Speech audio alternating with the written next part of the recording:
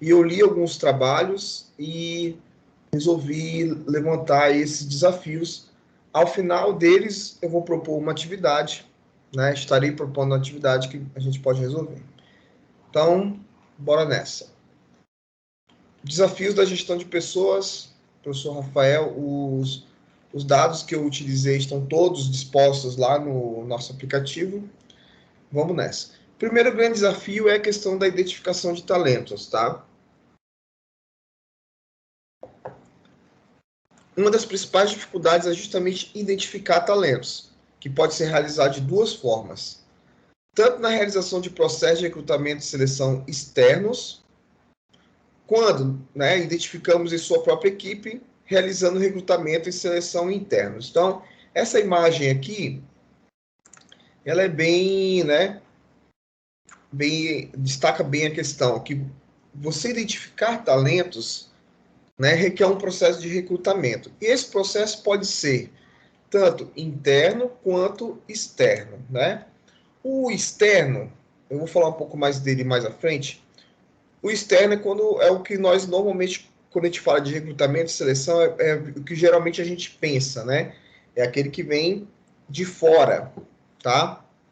Você vai divulgar em algum lugar, as pessoas vão vir para a sua empresa e você vai fazer um processo de seleção daqueles candidatos que estão aí se colocando enquanto interessados, tá? Então, esse é o recrutamento externo. O interno é quando você identifica dentro da sua própria equipe um talento, né, um indivíduo que tem competências para estar no lugar A, B, C, ou D ou E, né?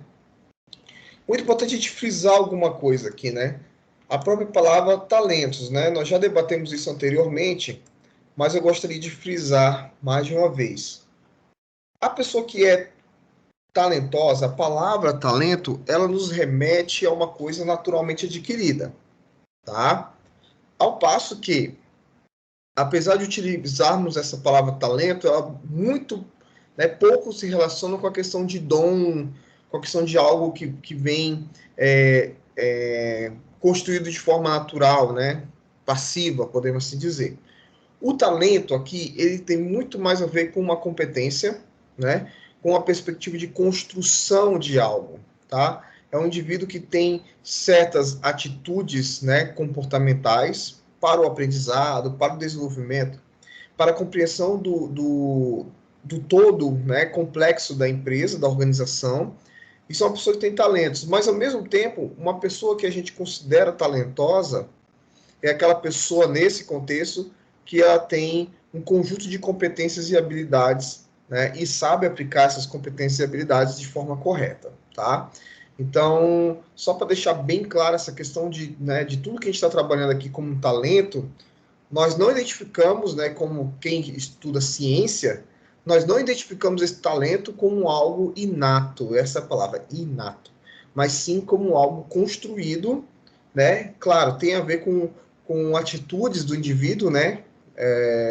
Com posturas, com formas de se relacionar, mas a gente tem que ter bem claro que posturas, atitudes, habilidades, tudo isso é construído, né? Tudo isso pode ser, entre aspas, treinado, tá? E aí fica aqui a pergunta, né? Como aquele RH, aquela gestão de pessoas, de recursos humanos, então não é nem pessoas, nem capital humano, nem talentos humanos. Como aquele RH destacado, longe, pode perceber quais são os talentos dos colaboradores que já estão contratados, né? Essa é uma grande dificuldade, lembrando que a nossa aula de hoje é sobre dificuldades, né? A primeira dificuldade que eu coloco é se uma das formas de recrutamento de melhor, não, nem recrutamento, recrutamento interno, né? Recrutamento e seleção internos. Se uma dessas formas é quando você faz com a sua própria equipe, dentro da sua própria equipe, fica aí uma pergunta, uma questão que nós temos que pensar e buscar responder, né? Como esse RH destacado, longe, né? Longe que não se aproxima dos colaboradores, aquele RH que ele só é lembrado na hora de demitir alguém, ou até mesmo na hora de admitir alguém. Ah, como é que eu quero admitir a pessoa lá? Vai no RH, né? Como que esse RH ele vai perceber quais são os talentos dos colaboradores que já estão contratados, né? Fica essa dificuldade, principalmente porque depois que o indivíduo já está contratado, você entende que o RH geralmente entende que ele está subordinado, né, dentro do organograma, então o RH em si não tem mais muita gerência sobre ele, né? Vamos aqui pegar como exemplo, uma pessoa foi contratada e ela está sob pessoa X, está sob a supervisão da pessoa Y, né? Então, muitas posturas tradicionais do RH, que é justamente aquela que nós estamos aqui debatendo e colocando enquanto dificuldades na gestão de talentos, muitas das posturas tradicionais do RH vão dizer o quê? Que X está subordinado a Y, então a resposta que X deve dar é sempre a Y. Já Y responde a mim, né? Isso é interessante pensar porque a gente diminui o número de pessoas que o recurso humanos ele tem que tratar, né? Tem que dialogar. Mas, ao mesmo tempo, essa distância é uma dificuldade da gestão de talentos, tá? Primeira coisa, quando a gente pensa em gestão de talentos em uma organização, é a gente tentar diminuir essa distância, né? Dessa forma, se torna necessário aplicar testes no processo de recrutamento e no processo de alocação de talentos, né? Aquelas competências, quando a gente, vamos lá, nós estamos selecionando alguém externamente, né? Primeiramente externamente. O que isso significa? Nós chamamos alguém, essa pessoa respondeu e a gente fez uma seleção, ela foi contratada. Quando essa pessoa ela passa por esse processo de recrutamento e seleção, no caso externo, ela gera, né, no próprio processo, você tem ali um banco de dados de competências que aquela pessoa tem, né, um mapa das competências que aquela pessoa tem. Você não pode simplesmente pegar aquilo, colocar numa pasta e guardar, né? Quando você faz gestão de talentos, você tem que compreender o quê? Que essas competências, essas habilidades que esse indivíduo mostrou no processo de recrutamento devem ser utilizados na gestão de talento deles enquanto colaborador, né? Então, o que normalmente acontece nesse RH aqui, que os textos colocam como exemplo, né, nesse RH destacado, longe, tradicional, o que geralmente acontece é o descarte disso. Mais uma vez, eu entendo que aquela pessoa que foi contratada, ela está subordinada a fulano e fulano é responsável por ele.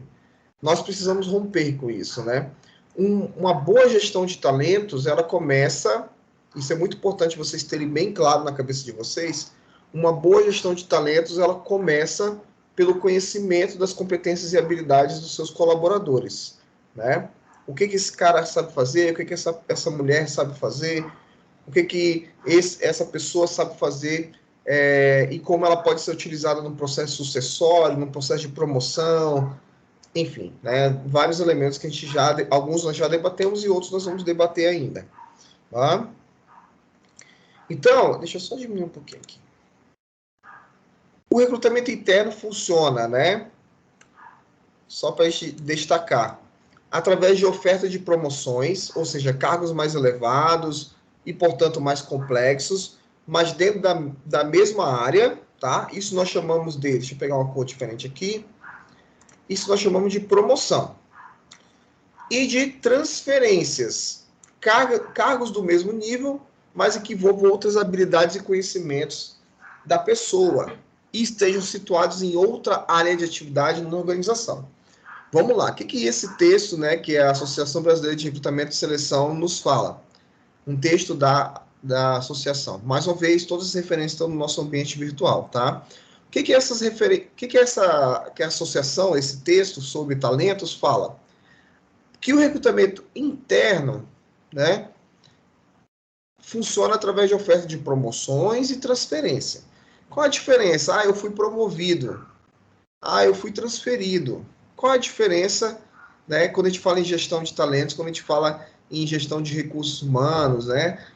Basicamente, isso, aqui que a gente tem que saber qual é a diferença disso. Se falar para você, você vai ser promovido, significa que dentro daquele lugar que você já atua, Então, eu trabalho na gestão de pessoas, eu sou o assistente de RH, né? Se você for promovido, você vai ser elevado para diretor, não, melhor, supervisor de RH. Você era assistente, virou supervisor. Depois você vai virar gerente, depois você vai virar diretor, né? Promoções são dentro da mesma linha, dentro da mesma área de atividade. Já quando você é transferido, você tem aí uma mudança de área, mas você está no mesmo nível. Então vamos continuar no nosso exemplo. Pessoa X era assistente de recursos humanos. Essa pessoa X, já era graduada, vou pegar um exemplo, tá? Já era graduada em administração e fez uma pós-graduação em logística, por exemplo, tá? Quando ela terminou a graduação em administração, ela começou a trabalhar como assistente de recursos humanos, certo?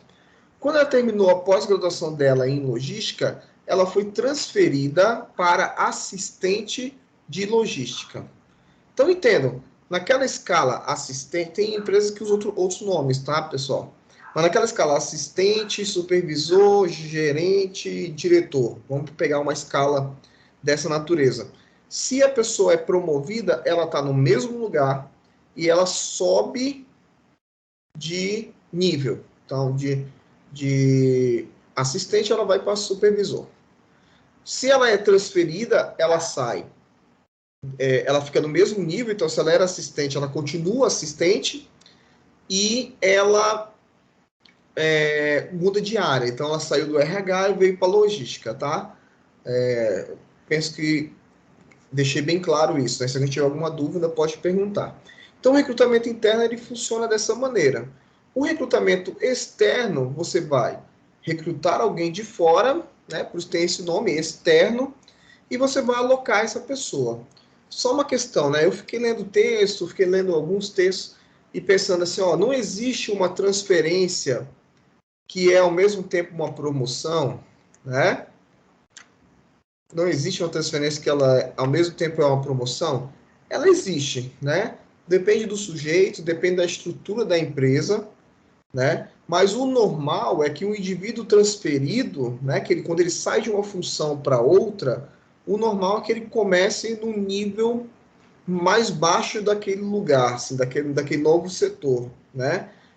A não ser que ele já tenha demonstrado conhecimento, experiência em outra empresa, né?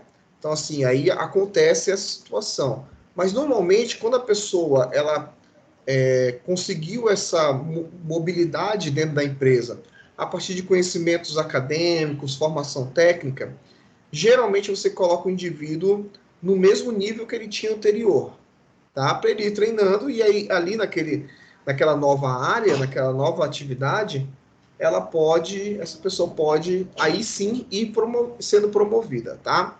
Acontece, pessoal, mas pelo que a Associação aí de Recrutamento e Seleção fala, tá em menor número e depende da organização da empresa.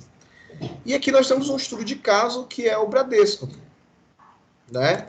O Bradesco, por exemplo, se empenha, faltou um S aqui, no recrutamento interno. Emprega 47 mil funcionários no total, e dos seus 7.871 executivos, nenhum veio do mercado. Olha só, pessoal, esse estudo de caso é extremamente interessante. 100% dos executivos do Bradesco, 100%, vieram de recrutamento interno. Vieram de recrutamento interno. Certo? Então, é 100%, são todos. É uma organização, né, que investe muito assim, totalmente, né, quase que totalmente, no recrutamento interno para aqueles que vão ocupar espaços fundamentais na sua organização. Tá? Só que de vez em quando eu venho aqui no chat dar uma olhada no que vocês se vocês estão comentando alguma coisa. Então, ó, todos foram formados dentro da casa. O banco só admite funcionários para os cargos mais altos, como office boy e escriturário, e oferece uma carreira fechada, que significa crescer internamente, tá?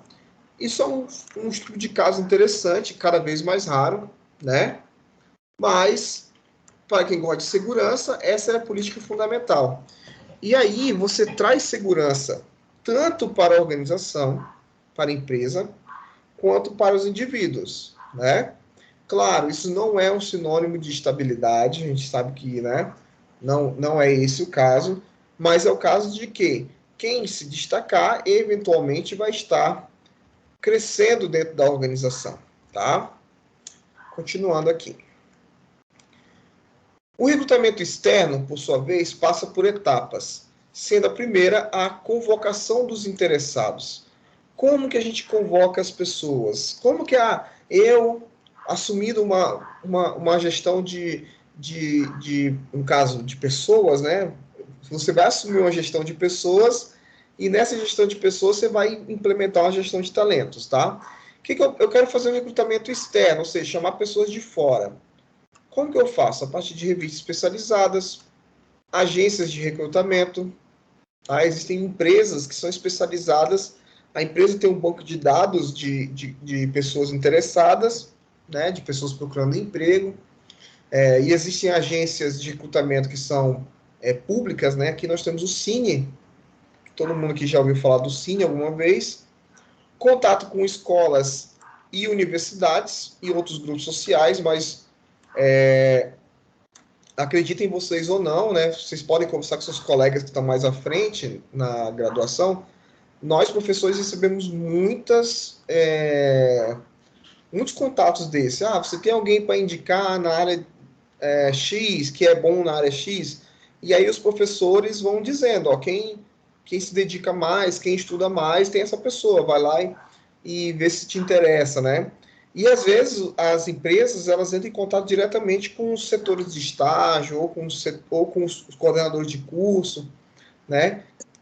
Eu quero 5, 6, 7, 8, sei lá, já vi 10 nomes. Eu quero 10 nomes de alunos que vocês acham que se encaixam no perfil, que eu vou fazer uma seleção com eles, né? Então, esse recrutamento ele pode vir também das escolas e universidades e outros grupos sociais, né? Acontece da pessoa ter uma empresa de médio ou pequeno porte e falar assim, com, sei lá, o pastor da igreja, o padre, com alguém da família, né? Isso aí é mais variado. O que a gente está falando aqui é de uma empresa um pouco maior, com menor influência pessoal, né?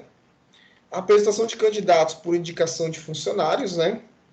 Esse aqui é o famoso quem indica, né? Mas esse quem indica, alguém ia falar?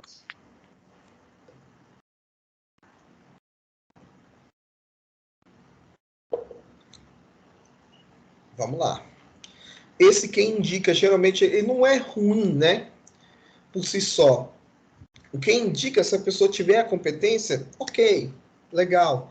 Só que fazer um processo de seleção aberto, ele é muito mais interessante do que um processo de seleção indicado. Por quê? Você tem uma gama maior de indivíduos que você pode selecionar, tá? Do que aquela pessoa indicada.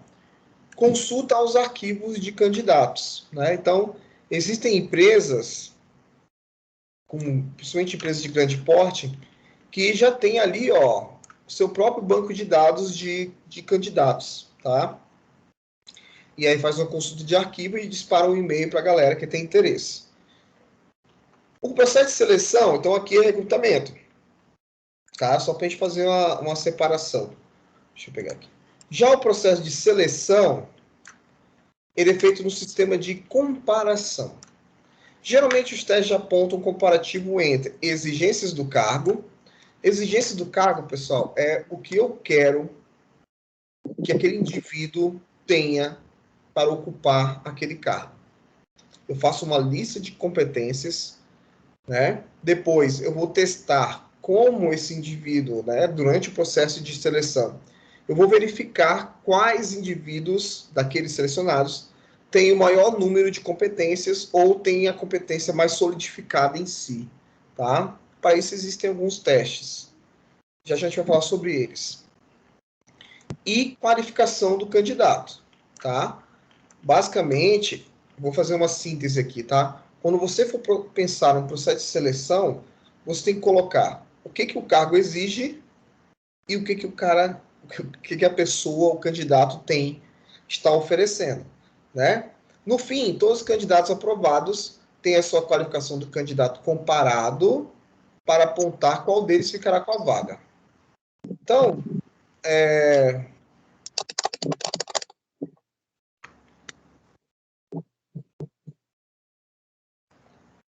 tem alguém com o microfone ligado, é a Luísa. Era. Vamos lá. Voltando. Então, o que acontece? Vou fazer aqui uma síntese. Eu tenho lá a pontuação de 0 a 100. Então, se a pessoa tem a competência X, ela ganha 20 pontos. Isso acontece muito em processo de recrutamento e seleção de professor substituto, por exemplo. O cara tem mestrado, ganha 5. O cara tem doutorado, ganha 10. O cara publicou artigo, ganha 5. Aí vai somando, de 0 a 50. Aí os outros 0 a 50, né? Até 50 pontos, o cara vai lá e dá uma aula. Vou dar aqui uma aula teste, né? Uma aula prova.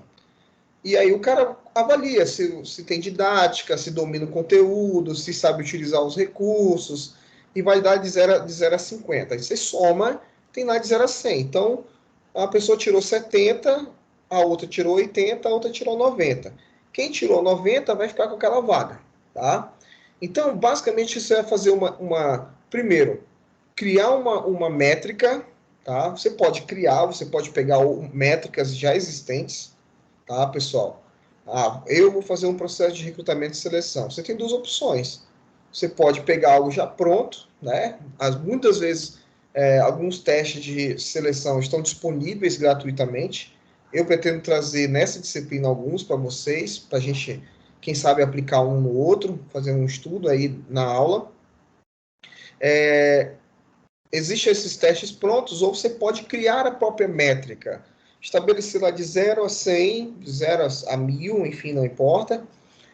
Qual a pontuação que os indivíduos vão ter atingindo certos pré-requisitos, tá? É basicamente isso que acontece. Depois que você faz isso, você coloca essa métrica, você submete todos os candidatos a ela. Então, mais uma vez, de 0 a 100, quem tirou 90, em tese, é aquele que está com a maior qualificação do candidato para o cargo exigido, tá? Então, é mais ou menos assim que a teoria nos coloca. E aí fica uma questão muito importante, né? Fica uma questão muito importante para a gente debater. Na prática que conhecemos, é assim que funciona, né? Será que na prática as empresas elas selecionam as pessoas assim? Será que essa métrica está bem definida? Será que esses elementos eles são bem colocados? Como é que funciona isso, né? Nós vamos ter um debate que eu vou promover depois daqui, que aí eu vou querer ouvir a opinião de todos vocês sobre essa pergunta e outras, tá? Mas basicamente a grande questão é a ciência da administração, da gestão, ela vai dizer o quê? Que indivíduos com maior qualificação irão executar aqueles procedimentos daquele cargo com melhor eficiência. Ao passo que indivíduos com menor qualificação vão ter maiores dificuldades. A pergunta é, e mais uma vez, nós vamos responder mais à frente. É assim que acontece, né? A ciência ela é utilizada ou é utilizado o senso comum, o QI, enfim, né? Vários questionamentos aí. Falando de testes, tá? Lembrando que eu quero trabalhar com testes numa aula específica, tá? As técnicas dos testes de seleção são classificados em gerais, específicas e testes psicológicos. Gerais são sobre cultura erudita e intelectual do funcionário, tá bom? Seleção específica, sobre os cargos e conhecimentos específicos para cada cargo. E os psicológicos são sobre as competências e habilidades psicossociais do mesmo. Aqui, pessoal, gostaria de chamar a atenção para esse último aqui, para os testes psicológicos, tá? Não é toda pessoa que pode aplicar um teste psicológico. Alguns testes exigem a formação em psicologia, tá? Já outros, você pode contratar o teste, dependendo, você consegue contratar até com um preço muito irrisório, e você aplicar, né? Então, depende do teste. Esses testes gerais e os testes específicos, ou seja, de conhecimento geral do colaborador, do candidato, na verdade, e de conhecimentos específicos, a gente pode montar, né, e aplicar. Já os testes psicológicos, alguns testes psicológicos, nós não podemos aplicar, apenas o psicólogo, tá? Por isso que muitos psicólogos estudam gestão de talentos e recrutamento e seleção também. Outro tópico, motivação de colaboradores, né? Motivar colaboradores é extremamente difícil por vários motivos, né? Primeiro, vamos lá, depois, antes de eu comentar isso aí, a motivação ela depende de vários fatores, tá? E alguns desses fatores, eles fogem à alçada da organização. Vamos dar um exemplo, tá? Já te respondo, tá? Já te respondo. Quais são esses testes psicológicos? Vou te responder agora. Alguns testes psicológicos que trabalham com estruturas psicossociais, você só consegue identificar aqueles conceitos e aplicar dentro de uma escola da psicologia, tá? Então, por exemplo, vou aplicar aqui um teste no qual você tem que marcar em 1 minuto tantos tracinhos, aí é o que a gente faz no Detran, né? Quantos tracinhos você consegue fazer? Ou identificar um desenho, né? Ou reproduzir alguma coisa, tá? Esses testes, qualquer um de nós pode aplicar. Só que a análise desse teste, ela é feita dentro de uma escola da psicologia, tá? A gestão de RH, ela vai ter outros testes que são da área, específicos, né? Testes mais competentes, atitudinais, de competência, que nós podemos realizar, tá bom? Mas, assim, alguns testes dependem de um estudo bem prático da coisa, bem teórico da coisa. Eu vou apresentar para vocês vários desses testes, e aí, quando for a hora, eu identifico aonde está cada um, tá? Voltando, a questão da motivação. Quando nós falamos de motivação, antes de entrar na questão aí do slide, nós temos que compreender que motivação tem a ver com fatores externos também, né? Fatores externos da organização. Vou pegar aqui um exemplo básico. Eu vou pagar R$ 1.500 por mês para uma pessoa com ensino médio. Um exemplo, tá? Eu não sei quanto está o salário comercial, se alguém souber, coloca aí no chat ou fala, mas vamos supor que o salário comercial seja R$ 1.500. E eu estou pagando o salário comercial, aquilo que está em lei, ou em convenção do sindicato, ou em convenção coletiva. Eu estou pagando o padrão. Mas vamos dizer que a minha empresa está numa boa condição, eu consigo pagar até 1.100, tá 1.100. Então vamos lá. Eu estou pagando 1.500. Beleza? Estou pagando 1.500. Só que, olha só um fator externo à minha empresa, a minha gestão de recursos, agora é recursos humanos.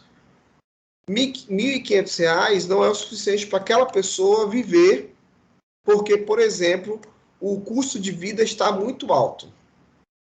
E, ao mesmo tempo, eu não consigo aumentar esse salário, que já está acima do padrão, porque acima disso aumenta taxas, aumenta tudo, e eu não consigo. Minha empresa está no limite. Beleza, eu tenho um problema. Qual é o problema? Falando de custo, eu não consigo aumentar mais. Do outro lado, o meu colaborador ele não consegue ter o mínimo de condição de vida com o que eu pago para ele. Como que eu motivo esse cara? Eu até consigo, mas vocês entendem que essa motivação ela vai ser muito difícil? Então, esse é um exemplo claro. E não é uma desculpa para a gente não trabalhar com isso quando nós, né, quando vocês forem gestores e gestoras. Só estou dizendo que é uma influência. Fatores externos influenciam na motivação dos colaboradores. Aumentou a violência na cidade. O que você vai fazer enquanto gestor de pessoas? Você vai, sei lá, contratar a polícia para ficar seguindo os teus colaboradores? Você não vai. Aumentou a violência. Vocês estão entendendo, né? Dentro dessa questão de motivação, da pessoa chegar no trabalho e dizer, pô, eu vou produzir pra caramba, tem inúmeros fatores externos. Ponto 1. Ponto 2, que é justamente o que o slide traz. Existem fatores internos e não internos à empresa, internos ao indivíduo. E um deles é que ninguém pode motivar ninguém.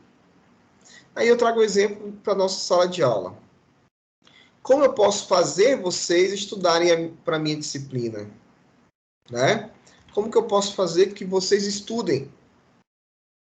Né? Essa questão, teve até o colega que respondeu na outra aula, essa questão do medo, ela não pode funcionar. Né? Ah, você vai estudar porque senão você reprova. Isso funciona até a página 3. Na página 4 em diante não funciona mais. Né? Uma das formas de motivar alguém, aí, né, voltando para as empresas, é você juntar os interesses das pessoas com os interesses da empresa. Então, vou pegar aqui, eu quero ser a maior faculdade pública da região norte, um exemplo, é a missão da minha empresa. Como que eu faço os meus professores, meus técnicos educacionais trabalharem de forma motivada? Deixando claro que com o crescimento da empresa, há o crescimento de vocês também. Por um exemplo. Se a gente virar uma universidade, a maior universidade da região norte, você vai ter prestígio, nós vamos ter mais alunos, a gente vai ter mais... tem um plano de carreiras e salários que contempla isso, e aí você vai vinculando as coisas. Qual é a grande questão? Vincular os interesses, motivar. Vamos lá, vou falar de novo. A base da motivação em uma organização é vincular as intenções, os sonhos, os desejos das pessoas com a missão e os valores da empresa. Né? De forma técnica. Tá? Não tem como ser romântico nesse ponto. Tem que ser de forma técnica. Né? Toda empresa, geralmente a empresa é privada, mas isso também pode ser aplicado na empresa pública, tá? Mas a empresa privada, ela tem como objetivo o lucro, né? Então a gente não tem como fingir isso, né? Sair desse paradigma.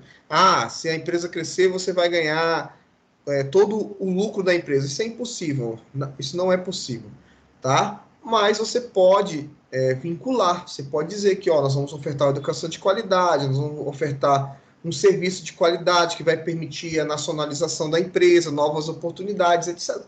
Você não pode mentir, né? Você tem que falar a verdade. Voltando aqui para o nosso exemplo, entender por qual motivo vocês devem cursar a minha disciplina, né? Então é aquilo que eu fiz na primeira aula, dizer assim, vocês têm que cursar gestão de talentos, por quê? Eu lembro até da apresentação. Na apresentação eu coloquei, por que estudar isso? Por que estudar isso? Né? Aí falei das relações de trabalho, do capital humano nas empresas, etc, etc, etc. Então, assim, se o professor, né, tá até tendo um debate sobre isso sábado, se o professor, mesmo o professor de uma disciplina muito específica, como é a nossa disciplina é muito específica no curso de administração, se eu não explicar por que vocês têm que estudar tudo que eu vou falar para vocês, vocês não vão se motivar. Vocês não vão se motivar. Eu vou contar aqui um exemplo, e não é um exemplo pessoal, é um exemplo profissional. Eu estava fazendo, em 2019, eu estava fazendo uma disciplina no doutorado, né? Que era métodos quantitativos. E aí, quantitativos e qualitativos. Tinha vários professores, né? E um dos professores falou assim, perguntou, Rafael, com quem você pesquisa? Eu falei, falei da minha pesquisa. Aí ele pegou e olhou na minha cara e falou assim, pô, bicho, tu nem devia estar aqui. Eu já estava com esse pensamento na minha cabeça. Já estava assim, pô, essa disciplina não tem nada a ver com a minha pesquisa. Nada a ver, eu não vou usar isso para nada.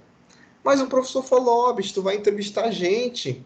Tô colocando um monte de gráfico aqui, de cálculo para tu fazer. Não era para tu estar aqui. O professor falou isso para mim. Mas já que você está aqui, eu vou tentar vincular. E ele tentou mesmo, foi um professor muito legal. De vez em quando ele lembrar de mim e tentar dizer assim, Rafael, me fala alguma coisa aí que acontece toda hora lá na tua pesquisa para eu tentar transformar em número e tal. Então isso foi muito legal. Então, isso me motivou, esse olhar que ele teve para mim, me motivou a me dedicar à disciplina dele mesmo, tendo dificuldade, por não ser da área. Eu vejo que eu consegui aprender e debater muitas coisas. E aí acontece, a motivação na empresa é a mesma coisa. Você tem que vincular a organização a você, né? Ou você não, desculpa, seus colaboradores. Senão não há motivação. É aquele negócio, ninguém motiva ninguém, tá?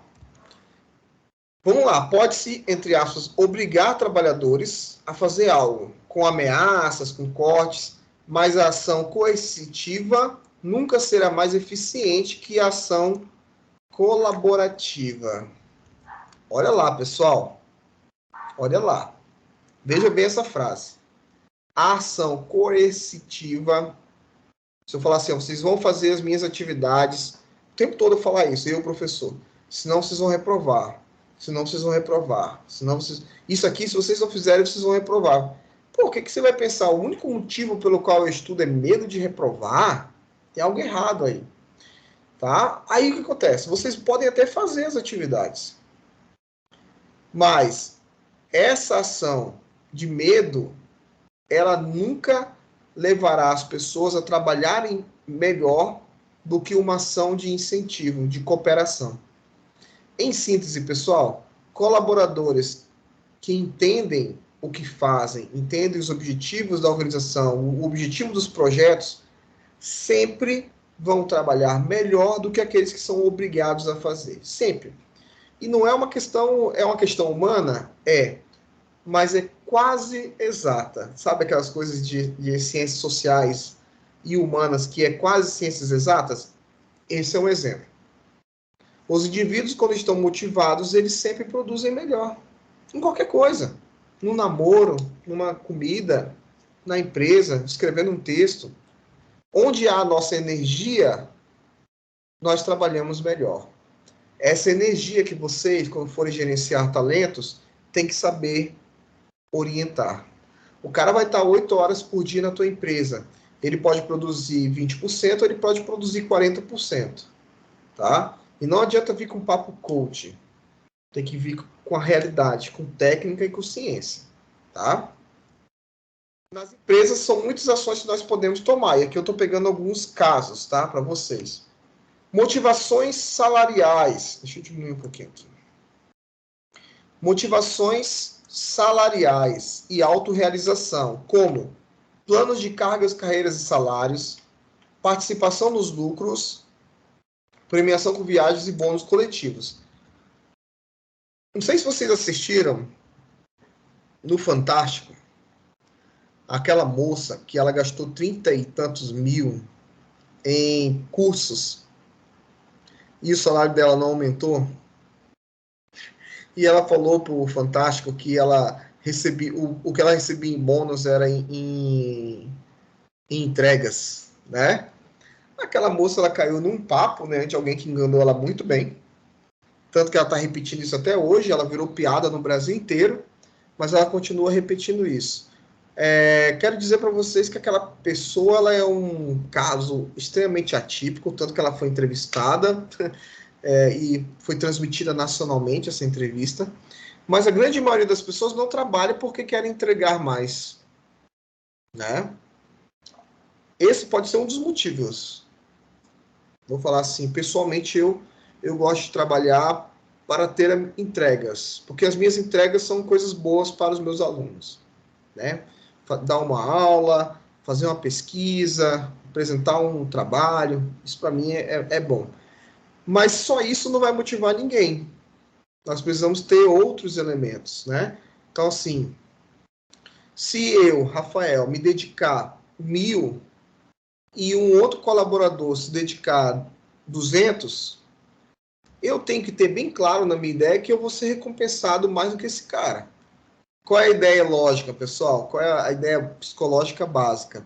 Se eu trabalho 1.000 e quem trabalha 200 tem a mesma premiação, bonificação, ou até mesmo salário que eu, em pouco tempo eu estarei trabalhando 200. Simples, básico do básico, né? Tem que ter reconhecimento. Nós somos movidos a reforço positivo, tá?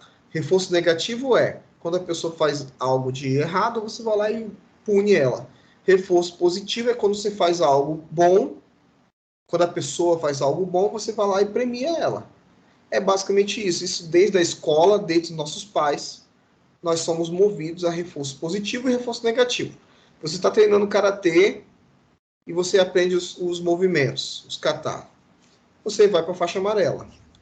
Você aprende mais movimentos, você vai para a vermelha até você chegar na preta. O Jigoro Kano, não, desculpa, o Funagoshi. O Funagoshi é o fundador do karatê moderno, Jigoro Kano é do judô. E ele percebeu que o ocidental, né, nós, os ocidentais, eles trabalham dessa maneira, o reconhecimento. No Japão antigo, você tinha faixa branca e faixa preta. O cara era branca, 5, 6, 7, 8 anos, e ganhava faixa preta. Já quando o karatê veio para o Ocidente, ou seja, veio para a nossa cultura, o fundador do karatê moderno, ele entendeu que nós somos movidos à bonificação. Olha só, o cara lá no século XIX percebeu que nós somos movidos à bonificação. Aí inventou faixa branca, amarela, vermelha, laranja, verde, roxa, marrom e preta. Né? Mas na cultura ocidental, ou desculpa, na cultura oriental, isso não existe. O cara é branca e vira preta, não tem nenhuma bonificação. Tá? E aí nós temos no Brasil, no Brasil não, no mundo, um prêmio chamado Grandes Lugares para Trabalhar, né? Que as empresas elas têm que cumprir um número de questões para receber esse prêmio. Se eu não me engano, uma empresa, né? São duas empresas que estão recebendo esse prêmio há um bom tempo. A Gazin, né? E a Magazine Luiza estão recebendo esse prêmio já de forma recorrente. Olha lá, o que tem que ter? Inclusão, equilíbrio, ambiente, contratação, experientes, né? Ou seja, ó, empresas que mantêm funcionários acima de 45 anos. E aí eu fico perguntando, né? Não sei se vocês perguntaram isso. Pô, mas o que tem a ver manter um colaborador com mais de 45 anos com aquela empresa ser um bom lugar para se trabalhar?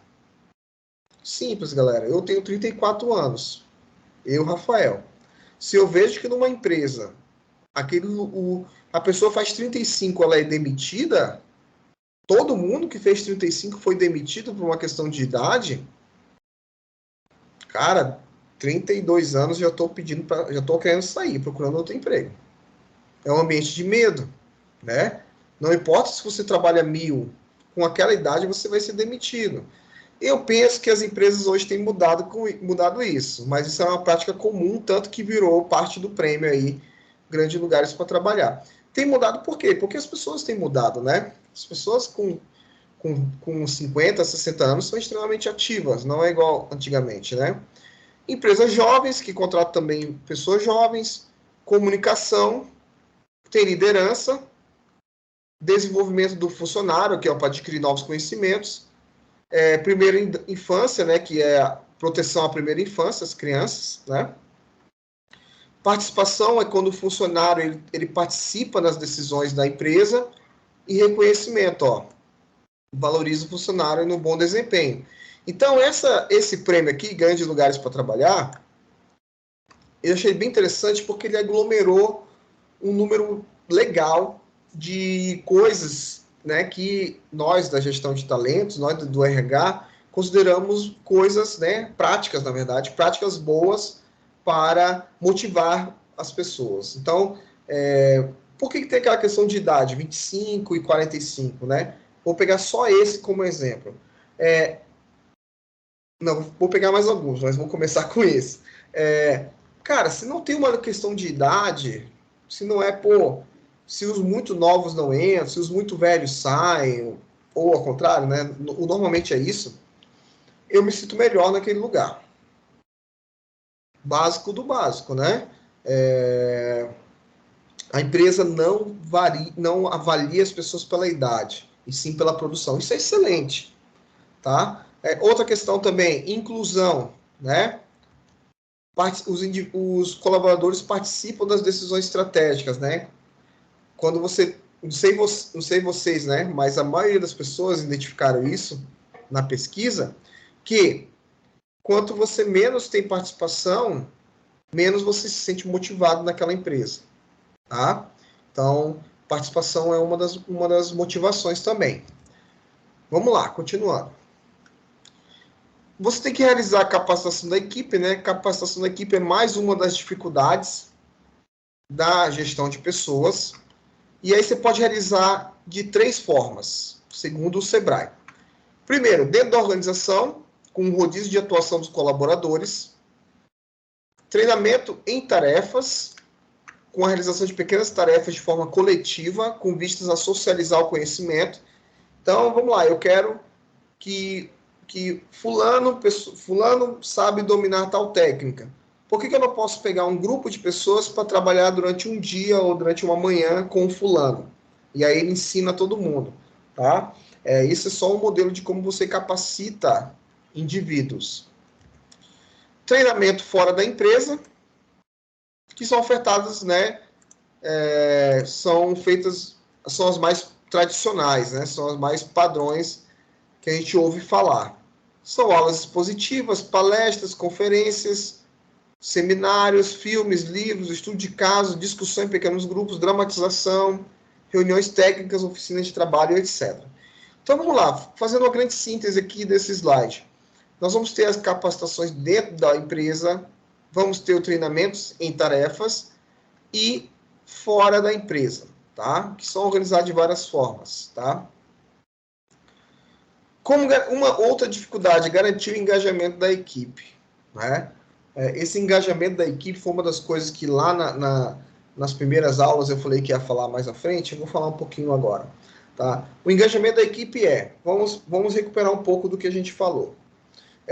Recrutei, selecionei, aloquei a pessoa dentro de uma empresa. Então, eu tenho ali 5, 6, 7 pessoas trabalhando dentro de um projeto. Tá. Depois que eu fiz tudo isso, lembrando aquele círculo, né? Aquele círculo da gestão de talentos. Depois que eu fiz tudo isso, um dos elementos que eu tenho que fazer é garantir o engajamento. Ou seja, fazer com que essa equipe, que vai se tornar um microcosmos, fazer com que essa equipe trabalhe em prol dos projetos, né? Então, vamos lá. Como fazer isso? Garantindo o bem-estar dentro da empresa, garantindo uma renda que possa dando uma renda que possa garantir a sua dignidade. E aí, mais uma vez, esse ponto 2 depende de fatores externos, lideranças efetivamente capazes de gerir conflitos, né? Nós vamos trabalhar com esse conceito aqui mais à frente, chamado gestão de conflitos. Vai ser objeto de uma aula nossa, tá? As diferentes técnicas de gestão de conflitos. Isso é extremamente importante, tá? Extremamente importante e pouco praticado. Ambiente de trabalho e cultura organizacional e as dificuldades geracionais. Tem uma pesquisa da AmCham Brasil, fala que pelo menos 75% das empresas têm o desafio de fazer gestão de conflitos entre gerações. E apenas 28% das instituições implementam práticas que visam promover a convivência entre colaboradores de idades e gerações tão distintas. Essa pesquisa foi do RH agora, um grupo organizado em gestão de pessoas. O que essa pesquisa disse, né? Eu achei muito interessante, tanto que eu tive que trazer ela para vocês. Que o conflito geracional, né, ele é extremamente presente nas empresas. Então, assim, você tem uma pessoa de 20 anos e uma pessoa de 45. E quando aquele cenário que eu falei anteriormente, que as pessoas ficam mais tempo ativas, né, Então, se as pessoas até os 55, 60 anos ainda estão muito mais ativas do que 20, 30 anos atrás, quando a gente pensa isso, a gente pensa que esses conflitos geracionais são cada vez mais fortes, né? Eu pretendo trazer, na aula de gestão de conflitos, eu vou falar sobre conflitos geracionais. Mas o que é um conflito geracional? É basicamente uma pessoa de 20 anos trabalhando com uma de 50 e aquelas diferentes culturas, diferentes nascentes, né, pessoas que nasceram em lugares e beberam de fontes diferentes, elas não vão conseguir se comunicar, tá? Então, nós temos essa peculiaridade aí que é uma dificuldade apontada pelo Sebrae e pelo portal RH aí, né, o RH agora, que nós vamos ter que debater mais à frente. E nós temos também, já o último, tá? Atividade, vou passar daqui a pouco. E nós temos aqui a retenção de talentos, né, que também é uma das dificuldades da gestão de pessoas. São elementos principais para a retenção de talentos. Definição clara dos elementos necessários durante o processo de seleção. Quanto mais claro o processo de seleção, maior é a retenção daquele talento. Vamos dar um exemplo. A colega colocou aqui o salário comercial de 1.100, né? Vamos supor que durante o processo de seleção eu falo para os candidatos que o salário é 1.100, né? E aí a pessoa vai lá, faz um cálculo na cabeça e diz, pô, isso aí dá de eu viver. Junta com a da minha esposa, do meu marido, e eu consigo viver. Quando a pessoa vai trabalhar, não é 1.100, era 1.100 bruto, por exemplo. Então, caiu para 800 conto, 850. Isso aí já causa um processo de afastamento do indivíduo. Isso vale para qualquer faixa salarial. Era 3.000 aproximado, na verdade é 1.500. Tem um problema, né? Então, isso é uma das questões que nós temos que considerar. Segunda, a adequação correta de cargos e equipes, né? Quem vai trabalhar com o quê, quais serão as equipes.